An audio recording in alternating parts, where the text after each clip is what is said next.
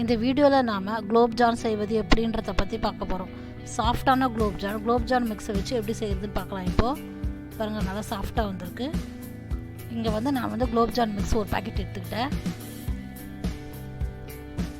இதை நீங்கள் கட் பண்ணி ஒரு பவுலில் போட்டுக்கோங்க.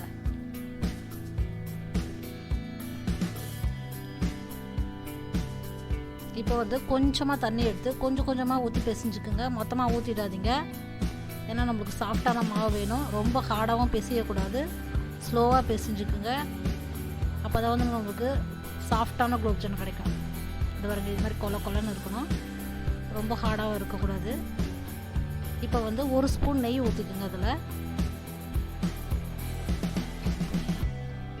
ஊற்றி அப்படியே பிசைஞ்சுக்குங்க. அழுத்தி பிசையாதீங்க, லைட்டாக பிசைஞ்சுக்குங்க.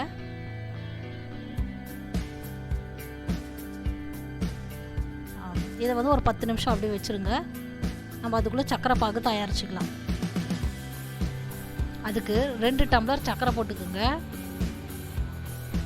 2 டம்ளர் தண்ணி ஊற்றிக்குங்க. அதை நல்லா கொதிக்க விடணும். அந்த சர்க்கரை நல்லா கரைஞ்சி கொதித்து வரணும். நல்லா கலக்கி விடுங்க. அந்த சர்க்கரை தண்ணி நம்மளுக்கு நல்லா கொதித்து சர்க்கரை கரைஞ்சி கொதித்து வரணும். இப்போ பாருங்கள், நல்லா கரைச்சி கொதித்து வந்துருச்சு. இப்போ நம்ம வாசனைக்காக ஒரு 1/2 ஸ்பூன் ஏலக்காய் பவுடர் போட்டுக்கலாம். போட்டு அதை நல்லா கலக்கி விட்டுருங்க.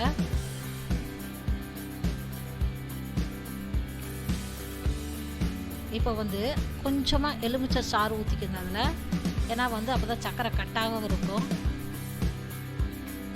அதை கலக்கி விட்டு ஒரு பவுலில் எடுத்து ஊற்றி வச்சுக்கோங்க. அகலமான பாத்திரத்தில் எடுத்து ஊற்றி வச்சுக்கோங்க. கையில் கொஞ்சம் எண்ணெய் தடவிக்குங்க. இப்போது நான் பிசைஞ்சு வச்சிருந்த மாவுலேருந்து கொஞ்சம் கொஞ்சமாக எடுத்து சின்ன சின்ன உருண்டையாக பண்ணிக்கணும். இப்போது அது பாருங்க, நல்லா ரவுண்ட் பண்ணிக்கோங்க. இது மாதிரி நல்லா ரவுண்டாக பண்ணிக்கோங்க. எந்த பிரேக்காக இருக்கக்கூடாது, அதில் நல்லா சாஃப்டாக ரவுண்டாக இருக்கணும், பார்த்துக்குங்க. சின்ன சின்னதாக பிசைஞ்சு வச்சுக்கோங்க, ரவுண்ட் பண்ணி. இப்போ ஒரு கடாய் எடுத்து எண்ணெய் ஊற்றிக்குங்க. இது ரொம்ப ஹீட் ஆகக்கூடாது, மீடியம் ஹீட்டில் போதும். அடுப்பை ரொம்ப ஸ்லோவாக வச்சுக்கோங்க, ஏன்னா கருகிடும். நம்மளுக்கு சுற்றி எல்லாமே வேகணும், அதனால் ஸ்லோவில் தான் வைக்கணும் எப்போவுமே அடுப்பை, குலோப் ஜாமுக்கு மட்டும், இல்லைன்னா உடஞ்சி வந்துடும். இப்போ நான் போட்டேன், கொஞ்சம் கொஞ்சமாக போட்டுடுங்க. எல்லாத்தையும் ஒரே இதுவாக போட்டுறாதீங்க. ஒரு 4 நாள் போட்டால் கூட போதும். நான் இங்கே 3 தான் போட்டிருக்கேன். நல்லா திருப்பி விடுங்க. பாருங்கள், லைட்டாக செவந்து வருது. அப்படியே திருப்பி விட்டுட்டே இருந்தீங்கன்னா தான் ஃபுல்லாக வேகும். இப்போ பாருங்கள், நம்மளுக்கு நல்லா ப்ரௌன் கலராக வந்துச்சு. பாருங்கள், கோல்டன் ப்ரௌன் வந்துடுச்சு. இந்த ப்ரௌன் கலர் வந்தோடனே எடுத்துடலாம். எடுத்து தட்டில் எடுத்து வச்சுக்கோங்க. இங்கே பாருங்கள், உடையாமல் நல்லா வந்திருக்கு பாருங்கள். தட்டில் எடுத்து வச்சுருங்க. இதை அதே மாதிரி நான் எல்லாத்தையும் எடுத்து வச்சுருக்கேன்.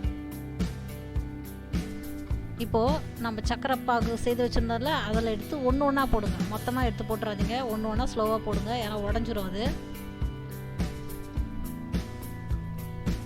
கொஞ்சம் ஆற விட்டுருங்க. இதை ஒரு 5 நிமிஷம் ஆற விட்டு போடுங்க, சுட சுட போட்டுறாதீங்க.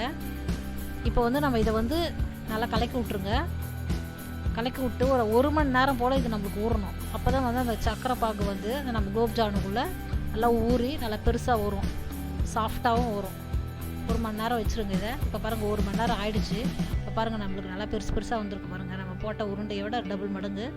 இப்போ அது ஒரு தட்டில் எடுத்து வச்சுக்கோங்க. இப்போ பாருங்கள், நான் எடுத்து காட்டுறேன் எவ்வளோ சாஃப்டாக வந்துருக்குதுன்னு பாருங்கள். பாருங்கள், நமக்கு சாஃப்டான குலோப் ஜான் ரெடி ஆகிடுச்சு. இந்த வீடியோ பிடிச்சிருந்தா லைக் பண்ணுங்கள், ஷேர் பண்ணுங்கள், கமெண்ட் பண்ணுங்கள், மறக்காமல் சப்ஸ்கிரைப் பண்ணுங்கள்.